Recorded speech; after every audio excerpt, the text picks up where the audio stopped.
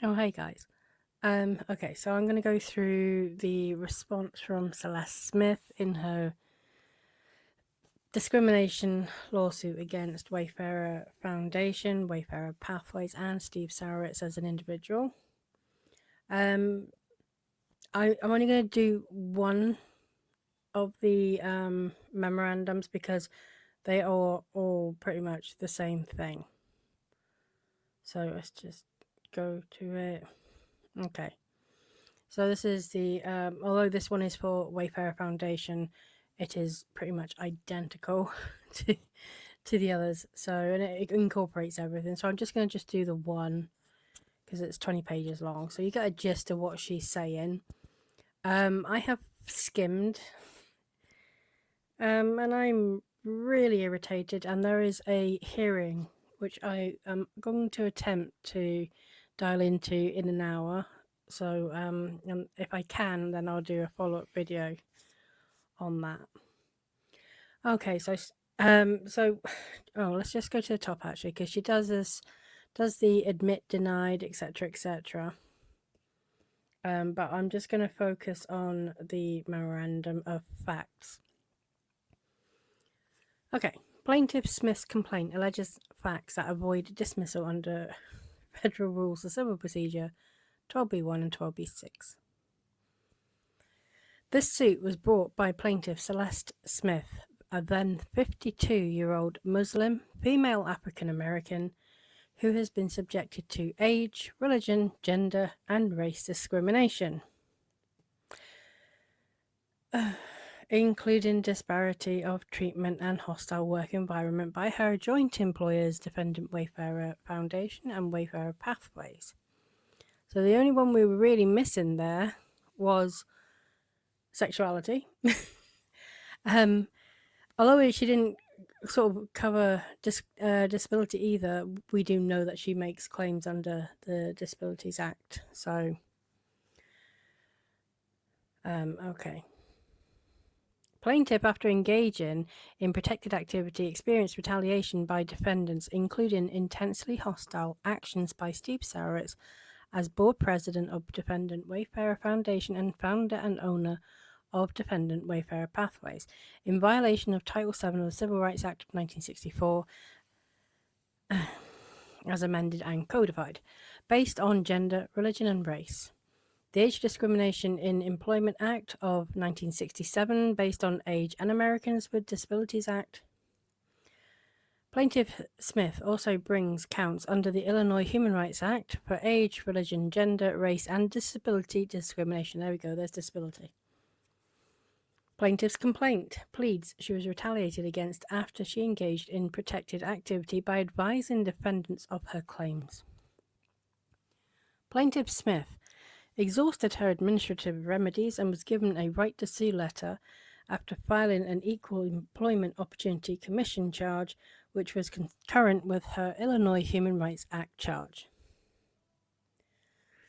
Plaintiff Smith brings an Illinois state law claim for promissory estoppel, resulting in damages after plaintiff detrimentally relied upon defendant's promises made repeatedly by Defendant Wayfarer Foundation CEO, Executive Director, and founder and board president Steve Sarowitz that the Defendant Wayfarer Foundation would not be sunset or discontinued for 15 years.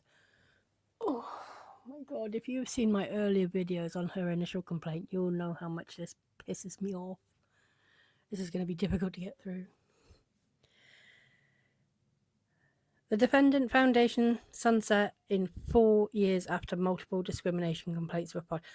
Right, it sunset after Blake Lively made false allegations and basically rinsed Sarowitz in particular out of so much money to defend all these claims, which, you know, just miraculously hit the Wayfarer company, the Wayfarer defendants, and even Brian Friedman, all at the same fucking time. You know, and then everyone wants to believe that it's just a coincidence. I mean, shit happens at the end of the day. Things happen, you know, and maybe the aim was, well, we're not going to sunset it for 15 years. But if circumstances change and you have no alternative, then, there's not much that can be done about that. Plaintiff Smith was aggressively recruited in 2023 into the position of Officer of Arts by the then Executive Director of the Wayfarer Foundation, Laura Herrick. Plaintiff ended her employment at the Pittsburgh Foundation as a senior program officer to work as an employee at the newly formed Wayfarer Foundation, a private non-profit arm of the Wayfarer Pathways for-profit corporation. I was wondering why I was struggling then.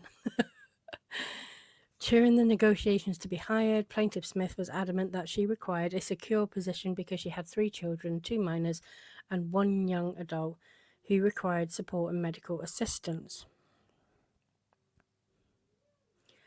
Defendant utilized the 15 years sunset as the inducement for plaintiff to leave her position at the Pittsburgh Foundation. Plaintiff Smith would not have left her other position, moving her family from Pennsylvania to Illinois without the security she was promised. Defendant Steve Sarowitz was the chairman of the board of directors for the Defendants Wayfarer Foundation and owner of Wayfarer Pathways, with binding decision-making power in both organizations. Plaintiff states the linking corporate relationship between Defendants Wayfarer Foundation and Wayfarer Pathways, showing a joint employer relationship with plaintiff.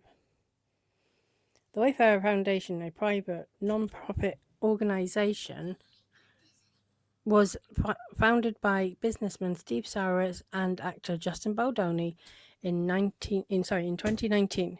It began operating in 2021. The Wayfarer Foundation was a philanthropic branch of Wayfarer Pathways, the for-profit umbrella parent corporation. The human resources functions for Dependent Wayfarer Foundation at all times during its operations were administered by Wayfarer Pathways, including plaintiff's hire in 2021. The medical leave and accommodations and termination on May 2nd, 2025. In December 2023, plaintiff was promoted to the position of program director. Less than a year later, in August 2024, plaintiff was again promoted to senior program director with 9 direct reports, which placed her on defendant's executive team. So she's had 2 promotions in less than a year.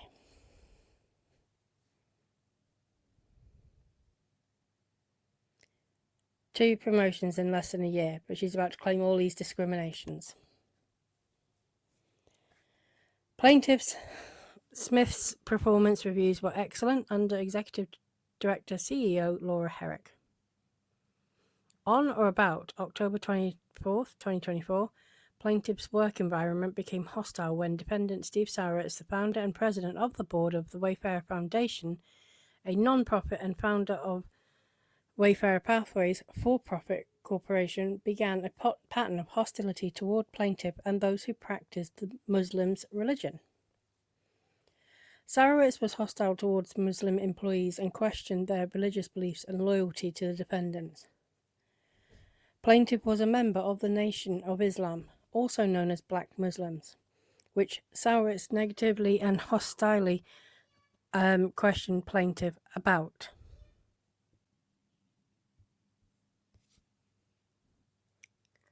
In October, after defendant's executive director Herrick took a leave of absence in January 2025 and then resigned after Sarowitz engaged in public disparagement of those who supported the Palestinian people or cause, defendant Sarowitz moved into the position of executive director, CEO of the Defendant Foundation, requiring plaintiff Smith to report directly to him. So in 2025, when Sarowitz engaged in public disparagement of those who supported the Palestinian people, she's talking about when Blake Lively started quoting Sarowitz and his comments that he made to Claire Ayub. Now, he wasn't disparaging any Palestinian people. He was commenting about Hamas, the terrorist organization, Now, we all know this, and we all know what he meant. And this is coming from a man whose ancestry is from Israel. So, I knew there would be a link somewhere to the Blake Lively crap, and there it is. Because January 2025 is when we saw the first letter about,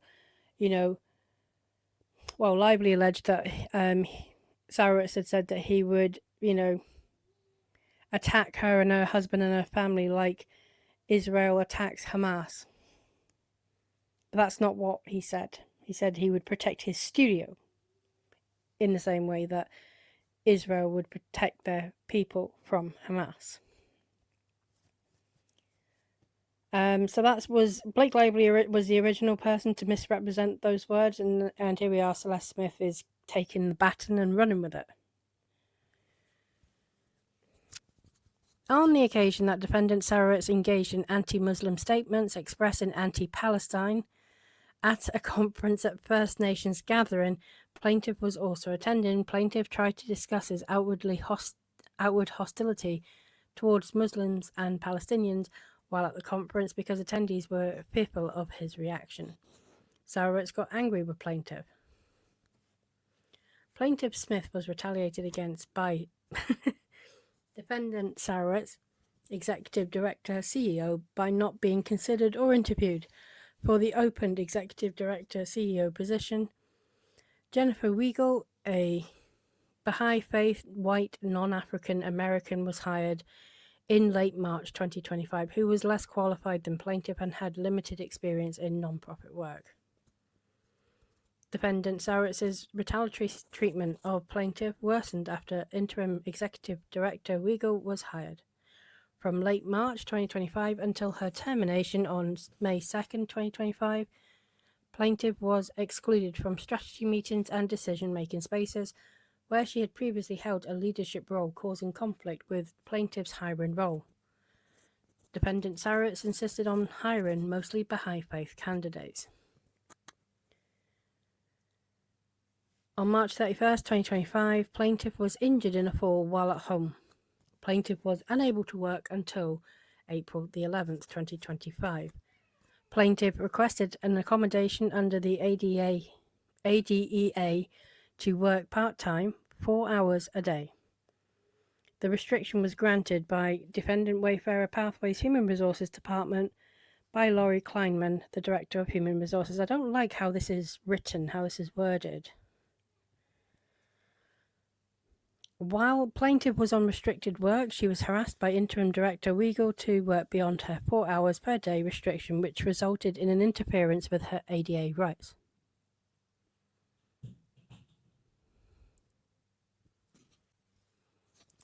On or about the end of January 2025, behavior of Weigel under Sarowitz's instruction became so severe and hostile, plaintiff reached out and filed a discrimination complaint based on her disability with Minito Reasonor, the contract human resources employee at the foundation, due to harassing conduct she was experiencing from Weigel. Executive Director Weigel also asked questions about which rib had a contusion and bruise, which was a violation of plaintiff's rights under the ADA. Just to fill everyone in, we learned from her complaint.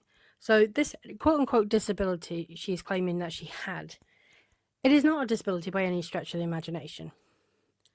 It's quite insulting that she refers to it as a disability. She had an injury, a bruised rib, which she keeps continuously referring to as a suspected fractured rib. And in all honesty, at this point, if it was a fractured rib, she would be referring to it as a fractured rib and not a suspected fractured rib. So it wasn't fractured, it was bruised. It hurts, but generally you can continue with life. I don't even see a need for her to be working from home on reduced hours for that. But Wayfarer did accommodate that request. I'm not seeing any discrimination here at all, but it is definitely not a disability. That is just absolutely ridiculous and insulting to people who have, significant like mental health problems, physical health problems that are, causing them, hardship, causing them difficulties navigating the employment or the education sectors, that do have a significant impact on their life and are likely to be chronic, ongoing, and they've either lived for it for a very long time, or there is no cure and they've got to live with it for the rest of their lives. She had a bruised rib, and I'm already annoyed at how frivolous this complaint is just on the disability aspect. Okay, let's continue. So, after defendant Sarowitz and interim executive director Jennifer Wiegel's disparate treatment and retaliatory conduct grew worse, plaintiff filed a formal complaint on April 23rd, 2025, with Defendant Wayfarer Foundation board president and with Defendant Wayfarer Pathways leadership and owner of Pathways, Sarowitz. Could they not just say Sarowitz? Interim Executive Director Wiegel of the Foundation, Chief Operating Officer of Pathways, Elise Lilwack, and Wayfarer Pathways Human Resources Director, Laurie Kilman. Plaintiff Smith, impertinent part of the Human Resources complaint, states clear protected activity. The recent termination of Manito's contract, along with other developments, have raised deep concerns for me about the organizational climate of the Wayfarer Foundation. I've experienced the environment as increasingly inhospitable, and I believe I am being subjected to discriminatory treatment based on my religion and race.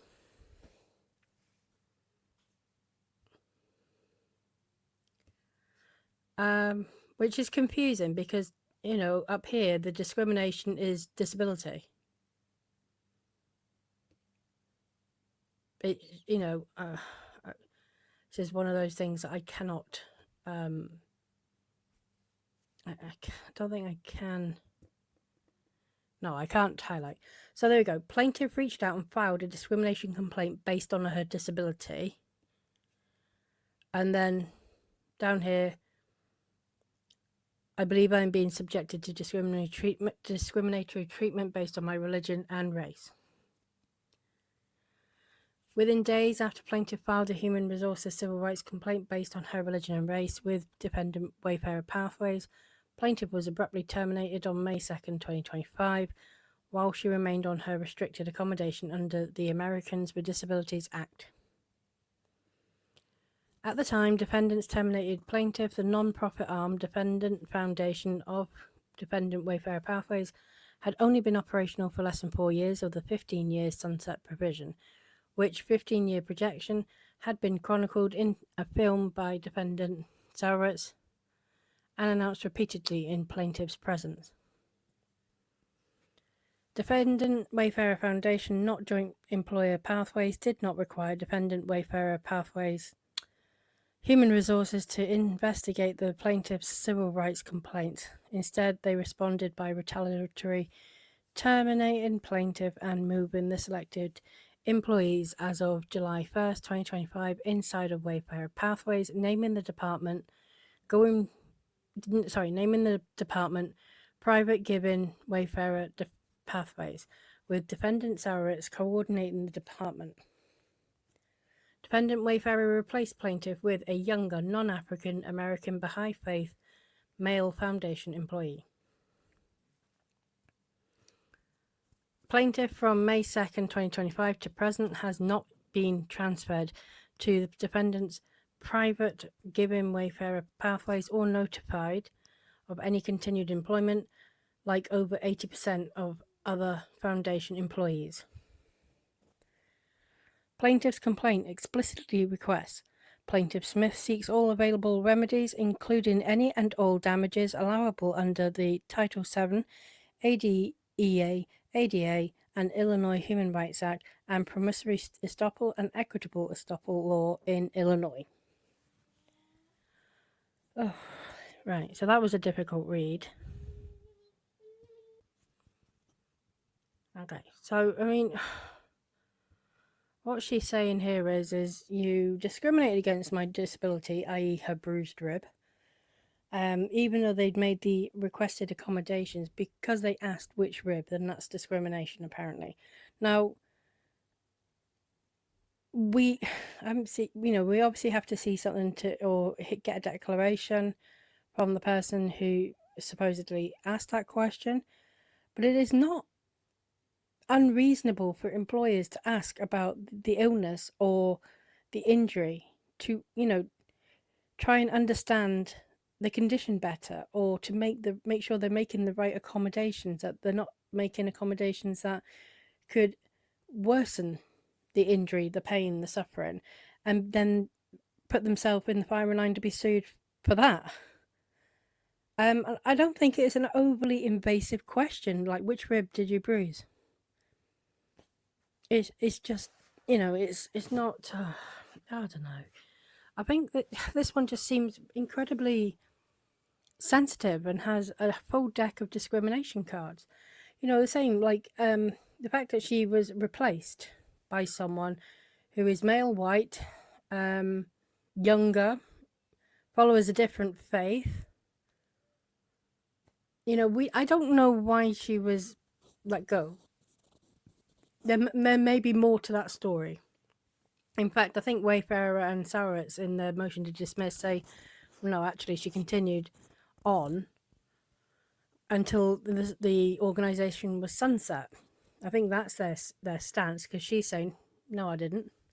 And at the moment, it's one person's word against another. But I was under the impression, I don't know this for sure, but like in the UK, we have employment laws where, after 2 years of continuous service, you are entitled to legal protection. So you can't just be fired. If you're fired, if you're terminated, it has to be justified, and you have to have explored alternatives as well. It has to be like a last resort, unless there's gross misconduct involved. But in America, you are. I mean, I'm not saying every state, and I haven't looked up this situation specifically, nor do I have her employment contract. But you're more likely to have fire at will situations. So I don't know what kind of employment contract she had.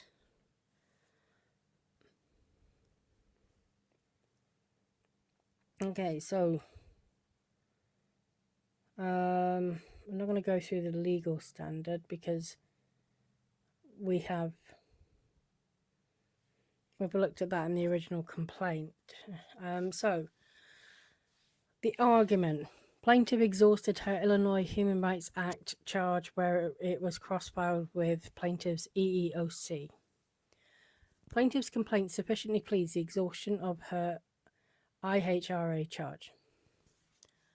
On November 25th, 2025, Plaintiff Smith, then a terminated employee of Dependents Wayfarer Foundation and Wayfarer Pathways, filed an Equal Employment Opportunity Commission charge with charges of violation of Title VII, violation of Age Discrimination in Employment Act, violation of Americans with a Disability Act, and violation of the Illinois Human Rights Act, filed concurrently with the EEOC.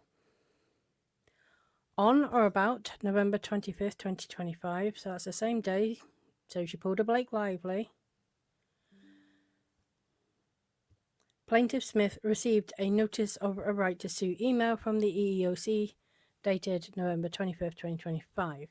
This claim is timely filed. Moreover, the State of Illinois Department of Human Rights issued Plaintiff Smith a letter verifying that her claims were being cross-filed with the IDHR concurrent with her federal EEOC charge. The December 3rd, 2025 letter addresses plaintiff's right to file in a federal court. Okay. So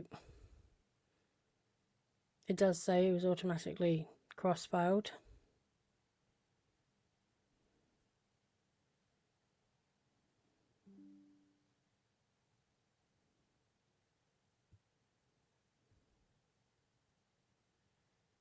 Does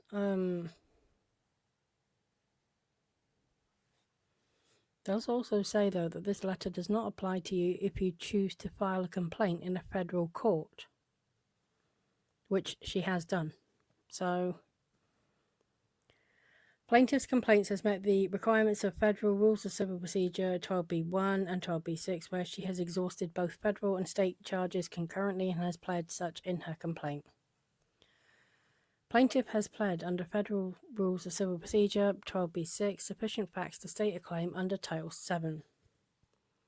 Plaintiff's sex-based discrimination count 1 under Title VII pleads that she was replaced by a male employee in May 2025 after defendants terminated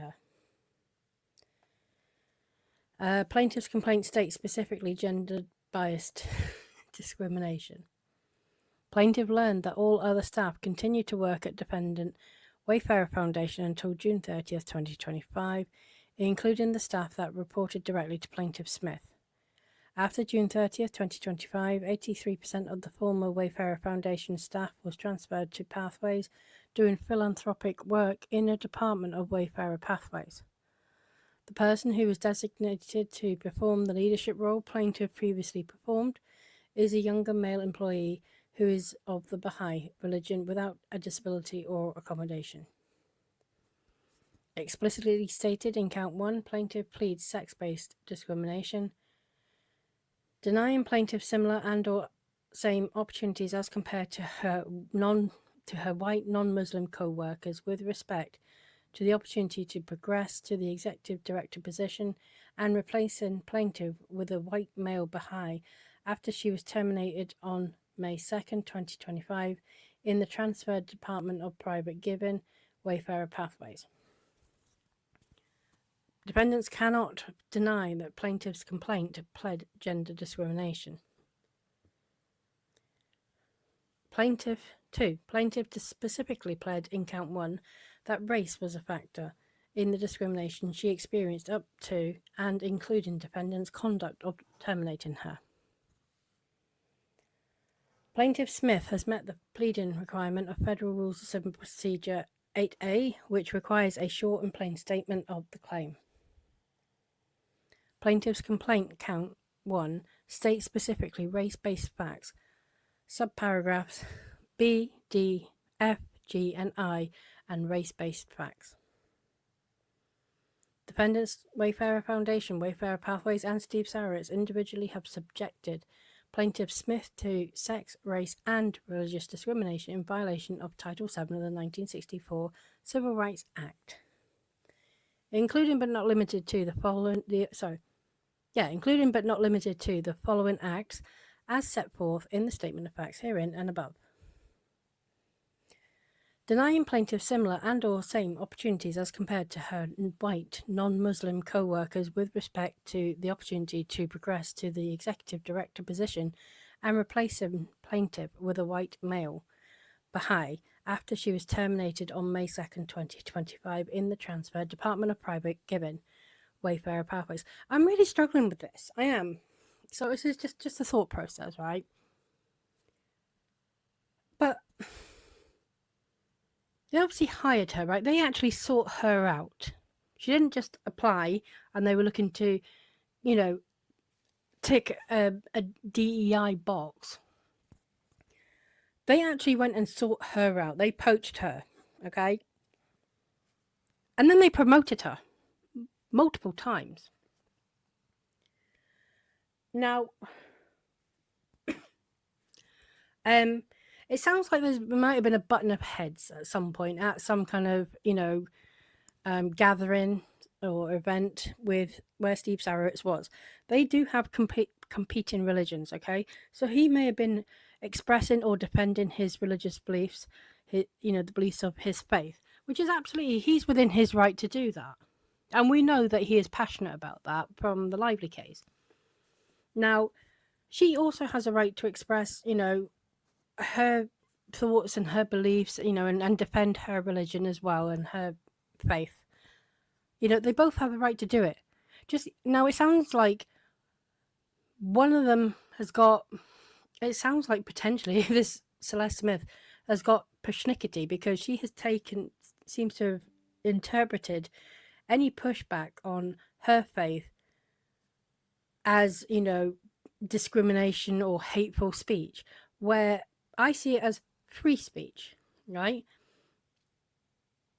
And I don't love that. And then it may be then at that point that Wayfarer have deemed that maybe she isn't as, open-minded and tolerant as, and therefore not the kind of person that they want to continue with. However, they did, but it would have been possibly kept in mind. And then, when she was kind of raising other issues and sort of complaining and throwing out various discrimination accusations, it may have been that they've gone, do you know what? Enough. That very well may have happened. I see it happen a lot. But it could be just that, I don't love this. Oh, well, I was replaced by someone who was a different gender, a different religion, a different skin color. So then, therefore, that's discrimination. Oh, and he was younger than me as well. Who did she replace? She's not setting a precedent. So she would have been fine if they had replaced her with a Muslim black woman in her 50s. But anyone else is, well, I'm just going to say you're discriminating against me. I'm sure she didn't replace, a Muslim black woman in her 50s. The chances are highly unlikely. Is that, but you can't really set a precedent and say, well, unless you replace, if you're going to fire me, fine, but you got to replace me with someone who looks like me and has all my characteristics, or I'm going to scream discrimination and sue you. The precedent that would set is just absolutely ridiculous, where, people could then start suing companies over their choice of who they want to hire to represent their company. This is where cases like this is where it's a good example where DEI does not work. DEI in general, it has a purpose. And she was obviously hired not because of her race, not because of her, her gender, not because of her age, and not because of her faith. She was hired because of her talent. And I'm all for, giving people, selecting some people in some way based on protected characteristics to resolve a genuine kind of discrimination problem. But the company has also got to have free reign. It's got to have that autonomy to run its company how it wants to. And I definitely don't think that, there's nothing to say that they hired the person they did after she was terminated because he was a male, because he was, he was of the Baha'i faith, or certainly because he was not a Muslim, because he was younger, because he wasn't black. There's nothing there. And you've got to show that kind of evidence. You can't just throw out that accusation and say, well, it's because I think this. There's got to be a bit more. And I haven't seen anything from her that suggests that her thought process is, is nothing more than in her head. Something's gone wrong between the relationship, but we don't really get to what that is at this point. I still haven't worked out exactly what is it. Because she was overlooked for a promotion. That seems to be the bit where she's got disgruntled, is that, a promotion come up and she wasn't considered for it. Well, okay. She's already had 2 promotions fairly recently. Does she have to be considered for every single promotion? But I can't explain all the hiring, firing decisions of Wayfarer, of Sarowitz, because we don't have all that information. And I suspect she doesn't either. We also don't know the basis on which she was hired, and we don't know much. We can guess why they sunsetted the non-profit organization, Wayfarer Foundation. We know that that kind of largely coincided with the Blake Lively mess, but we don't know enough really about what happened there. And I mean, she could also be a little bit more understanding, because that seemed to happen very quickly after there was a direct attack on Steve Sarowitz and his family. It was literally an arson attempt at his home and a threat to kidnap his daughter.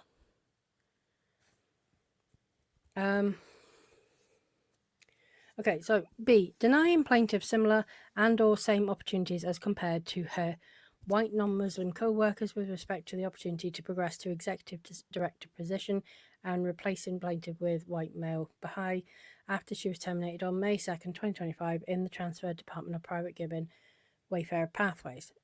Yeah, so she does seem disgruntled about, it's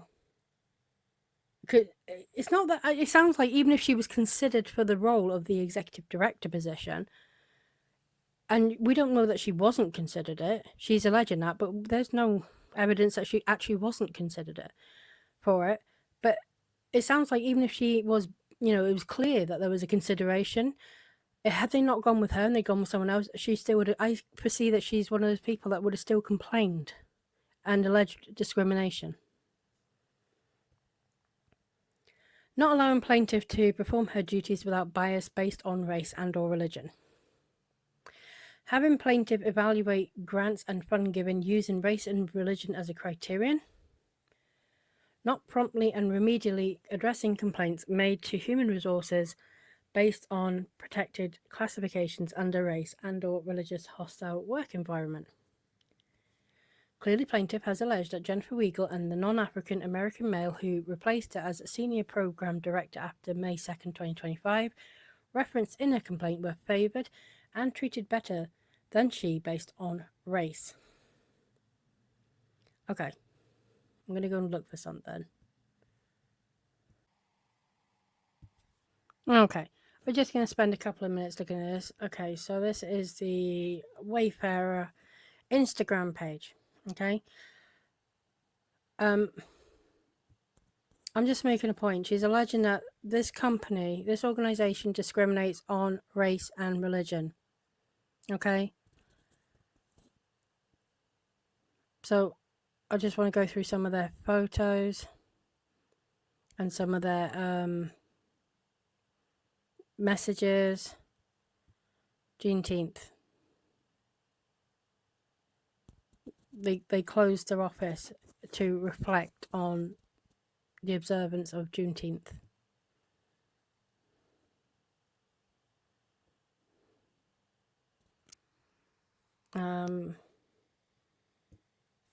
Anti-Muslim. Well wishes on Eid.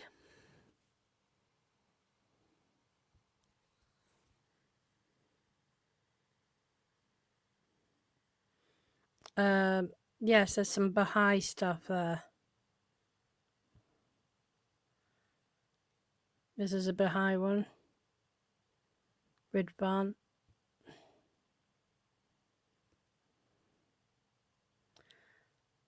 A picture of the Pope, who's Catholic, obviously. Wayfarer, Racial Justice and Unity in Diversity. They visited the Black Parent Initiative.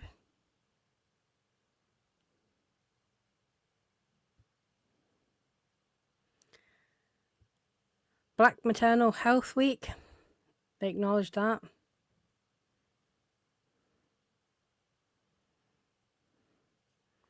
Some stuff for is it Eid again? There's stuff for Christianity. There is literally stuff for all things. They're quoting the Quran. I'm just making the point. But as we go further down, I mean, again, if you look at the photos and you look at the race of the vast majority of people in these photos of either, people who work for Wayfarer Foundation or the events they're attending, these people do not stand out to me as being racist in any way, shape, or form. Here's Ash Wednesday, so it's Christian. Ramadan, supporting of Ramadan.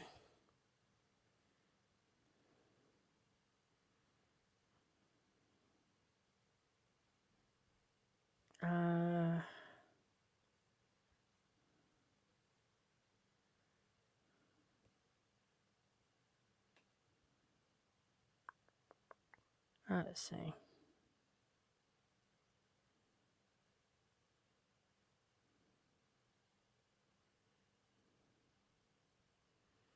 Well, what day is this? This is October.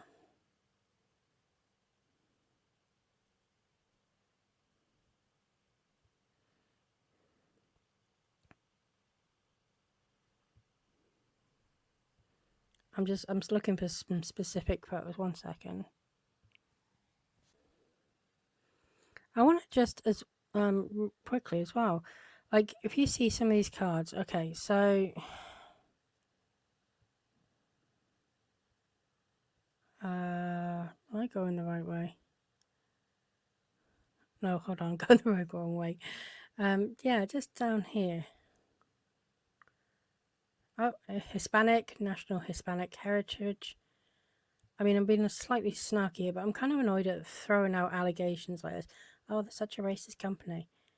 Right. These cards are specifically saying, hey, we promoted this person, or this person has joined our company. So this person has been promoted. Black.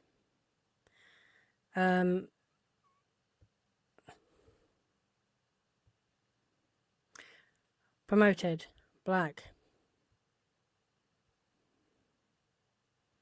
One white person there.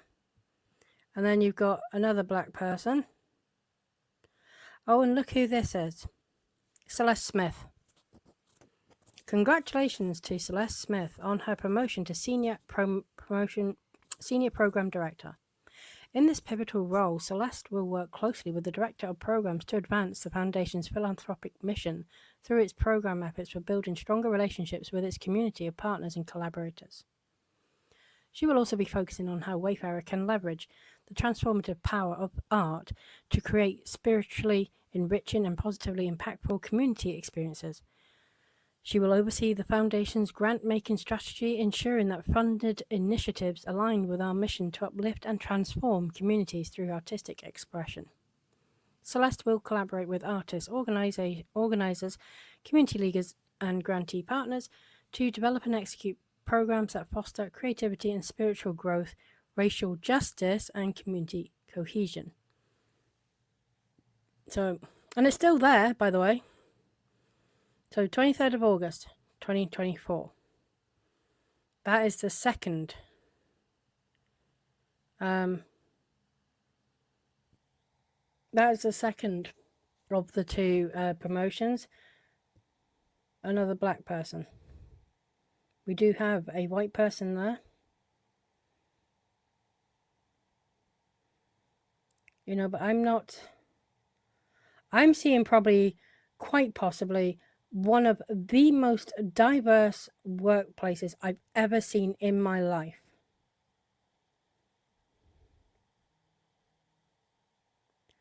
And they, you know, openly promote and support, you know, many races and religions and cultures. I don't think, I mean, we weren't there. I don't know what Steve Sarowitz said to her that caused so much offense.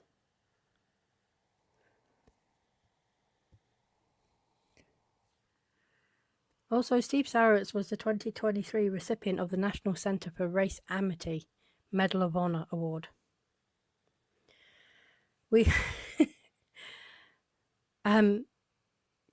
We salute Steve, founder of Wayfarer Foundation, for his commitment to philanthropic work and interracial partnerships that promote unity and universal education and help eliminate racism, sexism, and religious prejudice. The guy has been awarded for his work on, you know, trying to promote unity. And then this is the first of the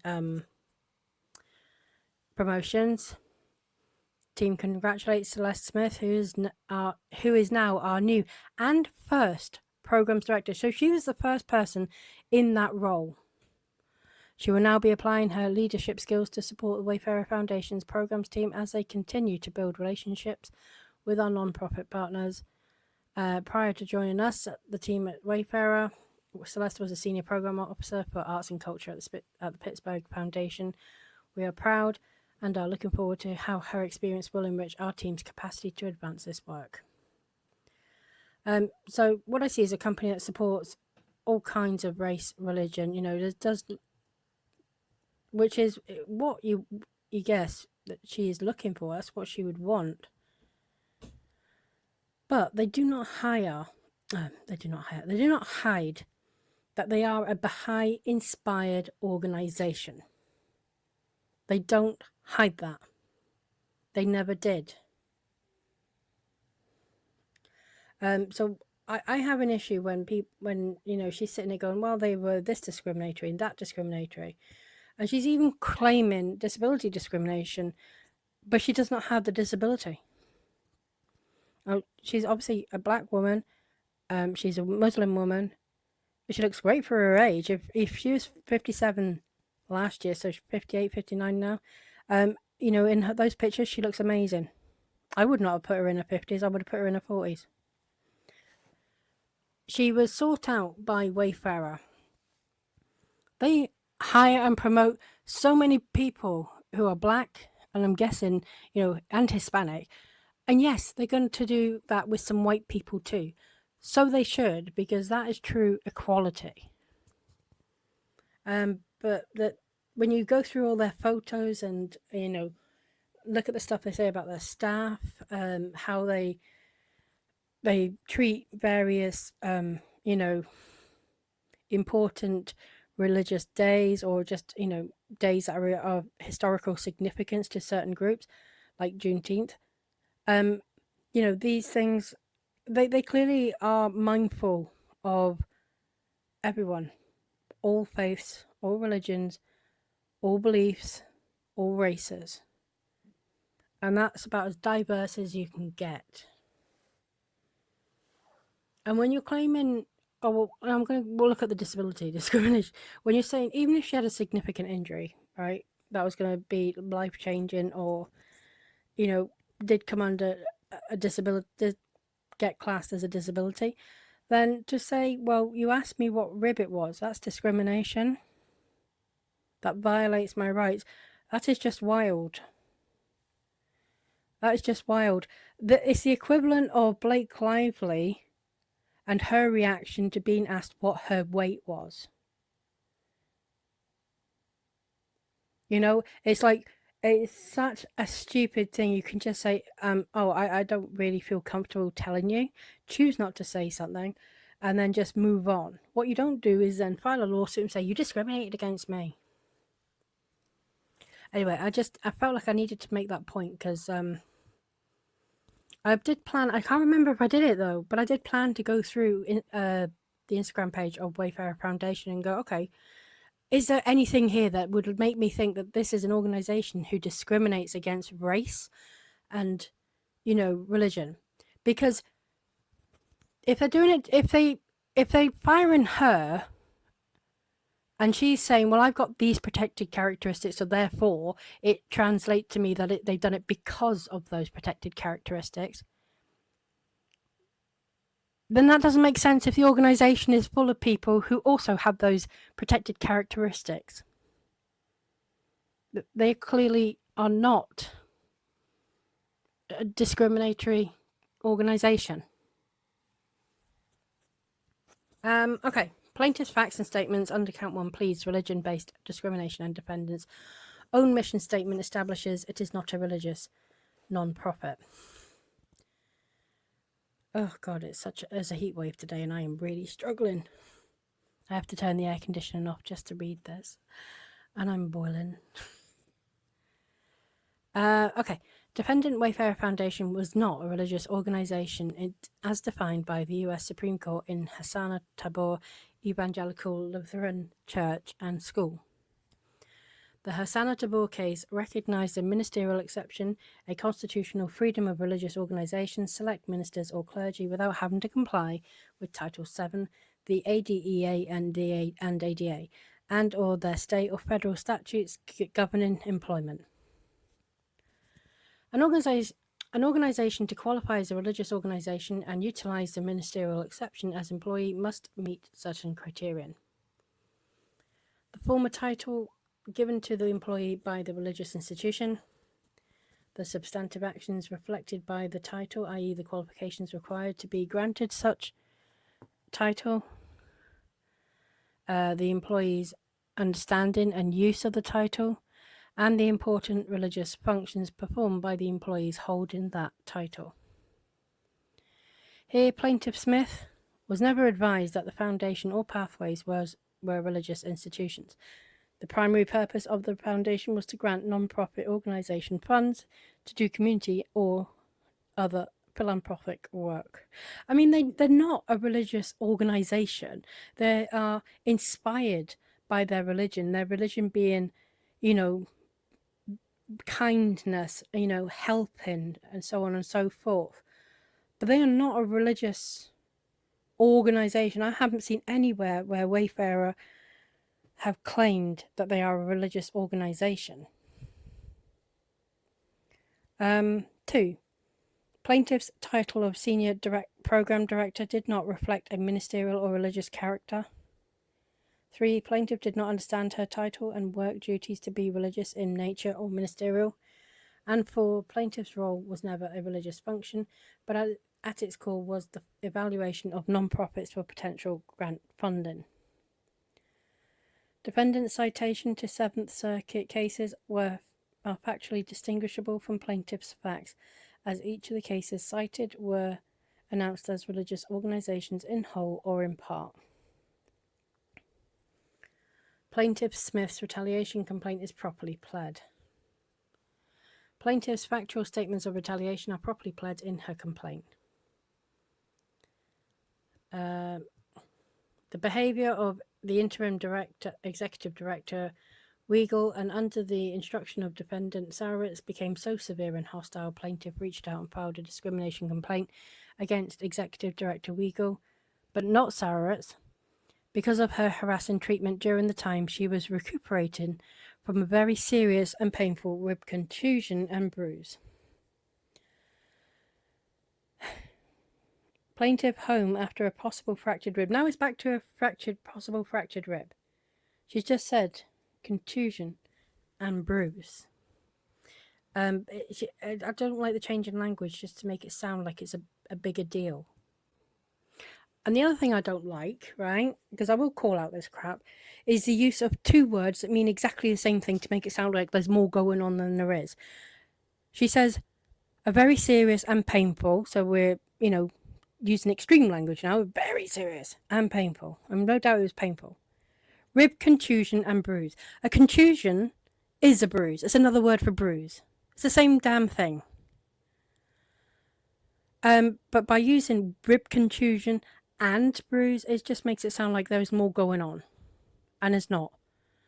And then she goes on to say, plaintiff home after a possible fractured rib. It wasn't fractured. We now know it wasn't fractured.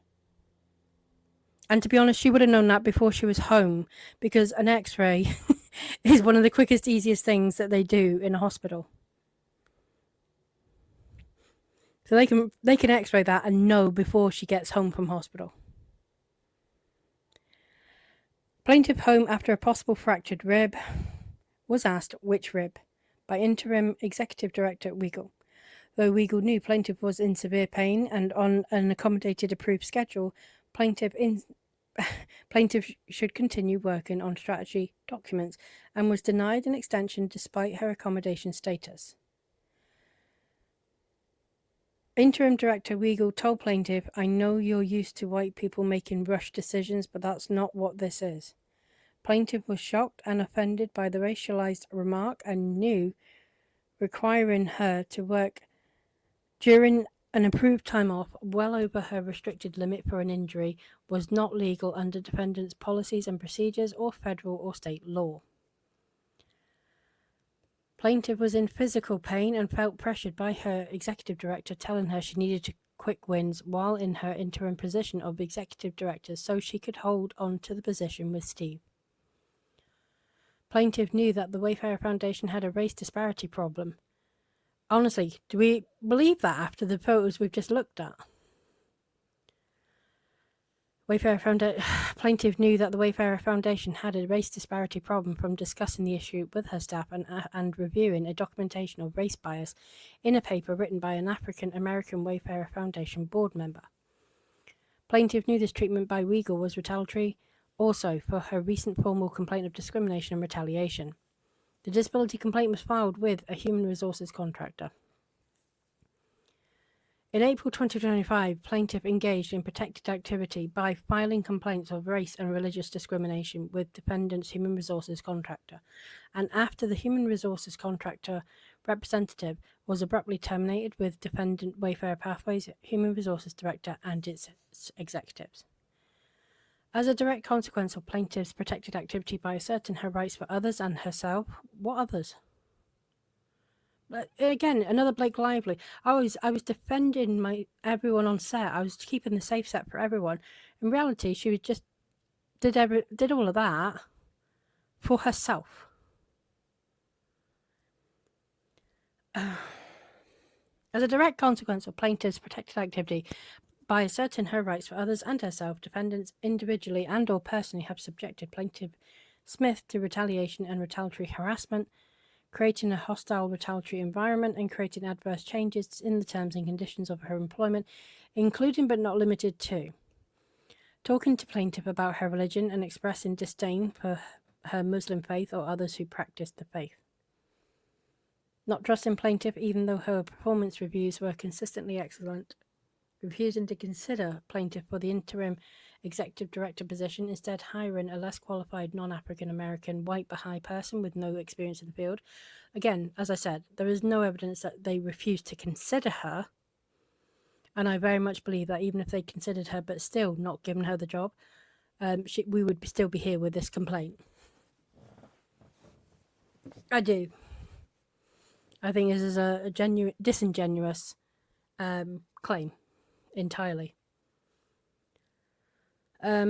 Eliminating plaintiff from attendance at leadership meetings of the executive board, talking to plaintiff in a hostile and angry tone in front of her colleagues and direct reports, requiring plaintiff to evaluate grant applications for blacks and Muslims in a more restrictive manner, asking questions of plaintiff which were illegal and placing a higher level of scrutiny on recipients, terminating plaintiff overnight without any notice even though she was on the executive team, replacing plaintiff with a younger non-African American male Baha'i faith employee. Plaintiff filed a complaint on April 23, 2025 with Defendant Pathways Human Resources Department where all complaints were directed after Human Resources contractor Minito Reisner was terminated abruptly as shown in plaintiff's complaint. Defendant's request to dismiss plaintiff's retaliation count 2 should be denied as plaintiff Smith has met the pleading requirements of Federal Rules of Civil Procedure 8A, 12B1 and 12B6. Defendant's case law and argument where no discovery has been started are premature at best and totally disingenuous, where plaintiff's April 23, 2025 complaint states, I have experienced the environment as increasingly inhospitable and believe I am being subjected to discriminatory treatment based on my religion, Muslim, and race, black. Plaintiff's Age Discrimination Employment Act. Complaint has been pled where a younger male replaced plaintiff after she was terminated on May 2, 2025. A younger male was placed in her position of senior program director after plaintiff was terminated. Yeah, but that does not mean he was placed because he was younger. You cannot just say, well, you pick someone who was all these things, different to me. He was a man, he was young, he was a certain race and a certain religion. Unless they've replaced you with him for all of those reasons, which I would find astonishing, then no, there's no discrimination. A younger male was placed in her position of senior. In her position. She had been terminated. It was no longer her position. A younger male was placed in her position of senior program director after plaintiff was terminated. Defendants cannot dispute that this, in fact, is in plaintiff's complaint. A review of the complaint shows that plaintiff has pled violation of ADEA under Federal Rules of Civil Procedure 8A2.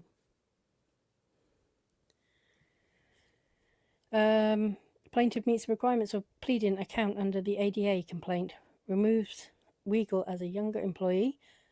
Oh, Weigel is also young, so as a female younger employee too. So anyone they hire who's younger than her means they're discriminating her.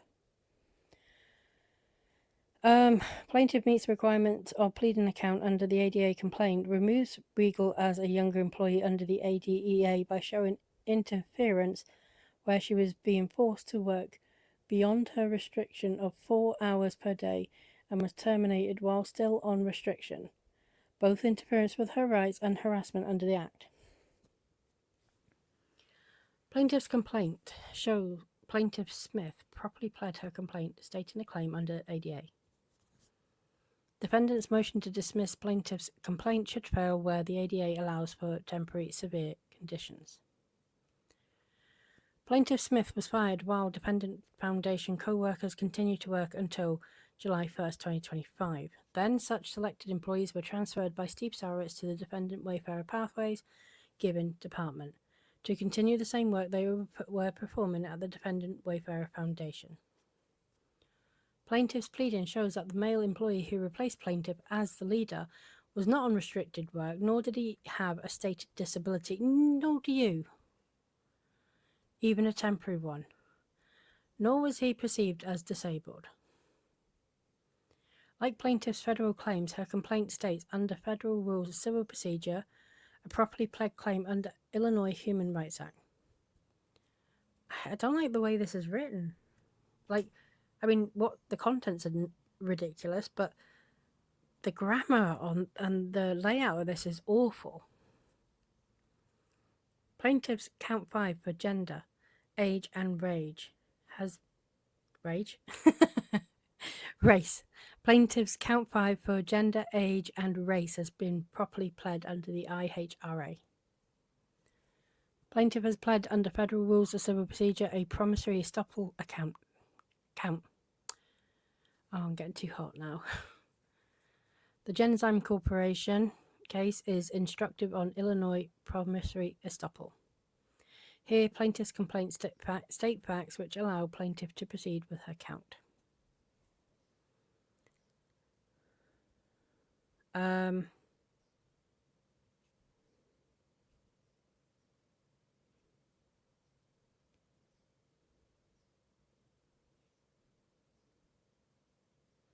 There's a footnote attached to that. The plaintiff has pled under Federal Rules of Civil Procedure a promissory estoppel count, but the footnote says plaintiff will not proceed with her equitable. Okay, so she's going forward with the promissory estoppel, but she is with dismissing her equitable estoppel count. Okay. Count 7, promissory estoppel and equitable estoppel resulting in detrimental reliance as to all defendants under Illinois law. Plaintiff repeats, realleges, and incorporates paragraph 1 through 107 as set forth here and above by reference. Defendants, through their agents, representatives, induced plaintiff to believe, through its promises of employment with a base pay and substantive benefits, to leave her employment and to join defendants with the future promise of advancement. She did advance. She had two promotions.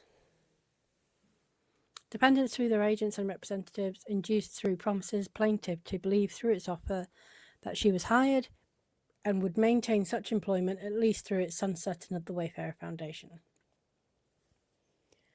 Defendants, through their agents and representatives in June 2023, hired plaintiff to the Wayfarer Foundation and knew that plaintiff was relying on its promises. Right, so she was hired in June 2023 and she was let go of just before the 2-year mark, by the sound of it. I mean, in the UK, you wouldn't even have the right to cite unfair dismissal at that point. Under Illinois law, a party alleging promissory estoppel must show 1. The defendant made an unambiguous promise to the plaintiff. 2. The plaintiff relied on the promise. And 3. Such reliance was both reasonable and 4. Detrimental to the plaintiff. Promissory estoppel applies when consideration does not support contract information, although it requires a showing of both offer and acceptance to succeed. In Genzyme, the court states that in a promissory estoppel case, a promise does not have to be expressed. An unambiguous promise is clearly required, but the promise need not be expressed in the way Abbott states.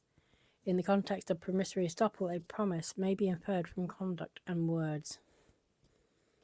Liberally construed, the amended complaint sufficiently alleges conduct by Abbott that could constitute a promise to pay rebates on wholesale sales of Gengraph. The Genzyme case is instructive on authority and agency of an executive. Like defendant Wayfarer Foundation's CEO and executive director in aggressively recruiting plaintiff Smith had the authority to do so. The amended complaint further alleges that Abbott managers, who presumably had authority to bind the company, expressly solicited discount drugs to sell Gengraph to wholesalers. Solicit is defined as to make a petition to and to approach with a request or plea. I don't think that's a good contrast, offering someone a job and then comparing them to soliciting discount drugs. After plaintiff received multiple interviews, she was hired with defendant Sarowitz, chairperson of the board, approving her hire. So Sarowitz approved your hire in the first place. How are you now saying that he fired you because he was against your religion and race and age and everything else? Oh my God, this is infuriating. This is going to go nowhere. Sarowitz knew plaintiff was giving up her position with the Pittsburgh Foundation and moving her family. Repeatedly after her June 2023 hire, Sarowitz repeated the sunset provision was 15 years from the date of its creation. That's the plan. That is the plan, but obviously things change. Conclusion. Thank God. Wherefore, Plaintiff Smith respectfully requests defendant Wayfarer Foundation's motion to dismiss be denied and the court dismissed without prejudice plaintiff's equitable estoppel claim. Oh my God, that was just such an infuriating crock of shit. I think I've covered everything I want to say on it, so I'm not going to do any more. It feels like a disingenuous claim. Saying that it's racially motivated or motivated for religious reasons, age-related reasons, gender-related reasons, and a non-existent disability. I'm struggling to tie that together. And it's a bit like, I've deliberately not covered the Austin Metcalf and Carmelo Anthony situation, but I feel like it's a bit like that by, saying, well, Carmelo Anthony was sent to prison because of, everyone was racist. The police was racist. The judge was racist. The jury, which had no black people on it, was racist, blah, blah, blah. All the witnesses, a lot of whom were black, by the way, were also racist. And it's like, no. He killed someone. That's why he went to jail. He made a choice. He didn't have to take that choice. There were other alternatives. He could have walked away. Okay. And I don't want to get embroiled in it because I'm making a point of deliberately not covering it.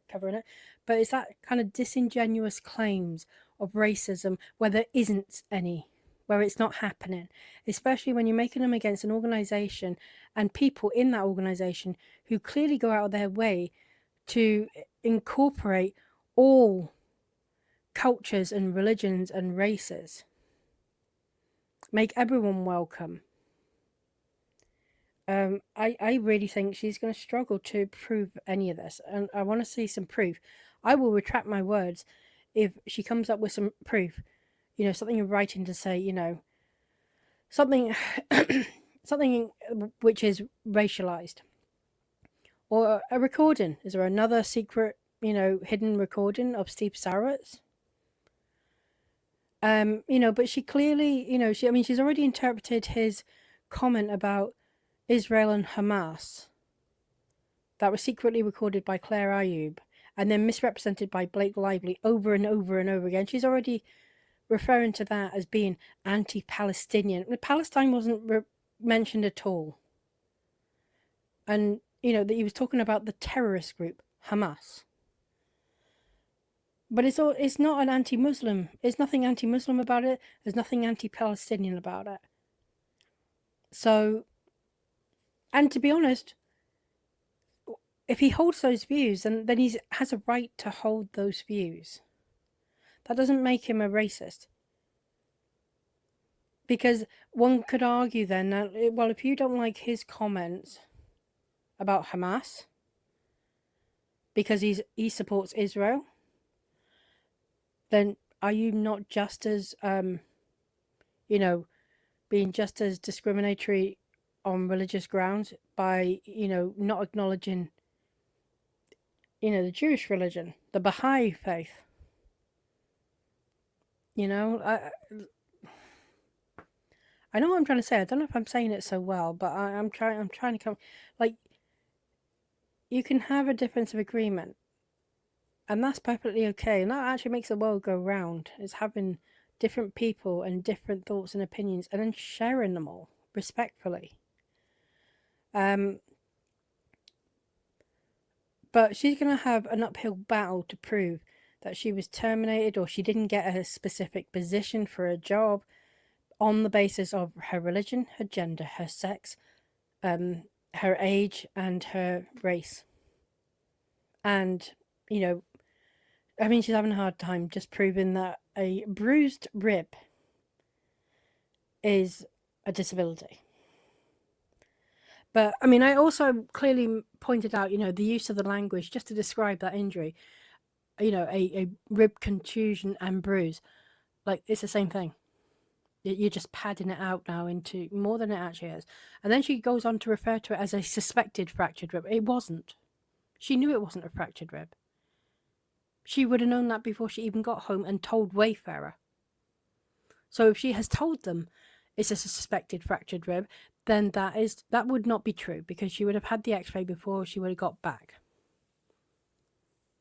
So I don't know, I find this case is irritating me, but hopefully I have already missed the I've already missed the hearing, but hopefully this will get dealt with quite swiftly. I think the best thing here is that it gets dismissed myself, because I need to see more evidence, I think. So, either it doesn't get dismissed right now, we get to discovery, we'll learn a bit more on both sides what happened, and maybe, summary judgment or trial.